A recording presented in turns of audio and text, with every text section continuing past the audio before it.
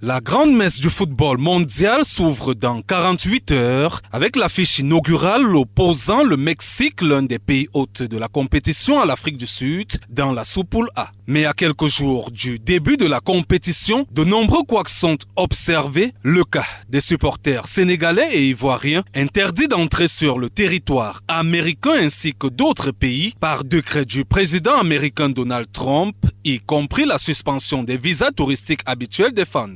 Conséquence, les Lions de la Teranga, par exemple, ne bénéficieront pas de la ferveur de leurs supporters dans les tribunes du MetLife Stadium où le Sénégal disputera 2 matchs les 16 et 23 juin prochains, respectivement contre la France et la Norvège. Autre désagrément, les 14 heures passées par l'équipe nationale du Sénégal à l'aéroport de New York, après un contrôle strict et épuisant pour l'ensemble de la délégation, le cas de l'arbitre international somalien Oumar Abdulkadir Artan, devenu arbitre FIFA depuis 2018 et élu meilleur arbitre africain 2025 par la CAF, suscite également des interrogations après qu'il ait été refoulé à l'aéroport de Miami par les services d'immigration américains malgré un visa en règle et un passeport diplomatique délivré par l'ambassade de Somalie à Nairobi. Retenu parmi les 52 arbitres pour ce mondial par la FIFA, il a vu ses rêves d'entrer dans l'histoire comme étant le premier arbitre somalien en phase finale d'un mondial brisé. Du côté de l'Iran, 15 membres de l'encadrement, dont le président de la fédération Mehdi Taj, n'ont pas obtenu le précieux sésame. Motif: lien avec les gardiens de la révolution, classés organisation terroriste par Washington. Résultat, l'Iran a dû délocaliser son camp de base de l'Arizona vers Tijuana, au Mexique, et viendra disputer un match en aller-retour aux États-Unis. Plusieurs autres cas ont été également dénombrés comme le joueur suisse Brel Mbolo recalé puis finalement accepté. Notons que pour essayer de colmater les brèches, la Fédération internationale de football Association FIFA est en ce moment en discussion avec le gouvernement américain pour obtenir des dérogations sportives comme en 1994.